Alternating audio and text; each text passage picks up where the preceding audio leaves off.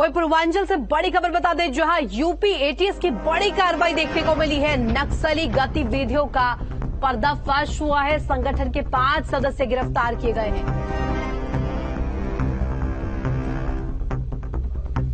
और ये बड़ी खबर, एक महिला समेत 5 लोग गिरफ्तार किए गए हैं। सशस्त्र विद्रोह की रच रहे थे साजिश और 5 सदस्यों के पास से अत्याधुनिक हथियार भी बरामद किए गए हैं। नए सदस्यों को जंगल में इसके साथ ही प्रशिक्षण भी दिया जा रहा था, जिसकी भी जानकारी अभी लगी है। और पूर्वांचल में संगठन के विस्तार की भी तैयारी थी, तो अब बड़ी कार्रवाई।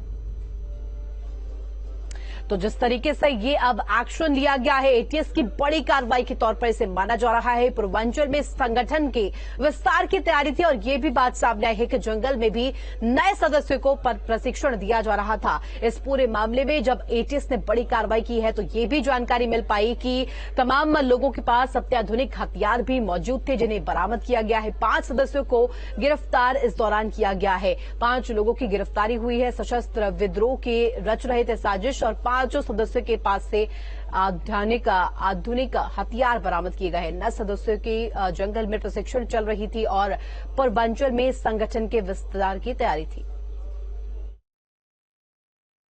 यूपी एटीएस ने नक्सली गतिविधियों में शामिल 5 लोगों को बलिया से गिरफ्तार किया है।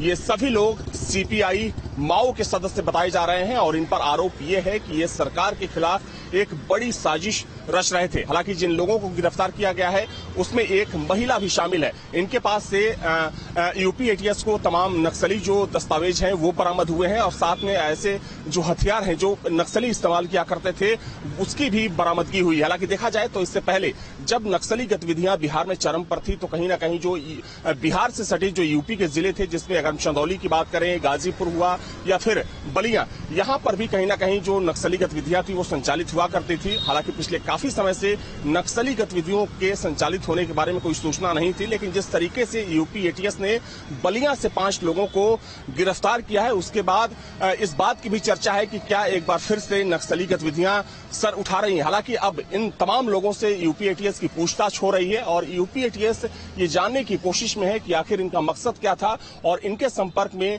कौन कौन से लोग थे, किन लोगों को इन लोगों ने अपने संगठन के साथ जोड़ा था। हालांकि माना जा रहा है कि इनसे पूछताछ के बाद कुछ और चौंकाने वाले खुलासे हो सकते हैं। वीडियो जर्नलिस्ट सफल के साथ अविनाश सिंह, न्यूज स्टेट, लखनऊ। और यार रुकेंगे छोटे से ब्रेक के लिए, ब्रेक के बाद जल्द हाजिर होते हैं।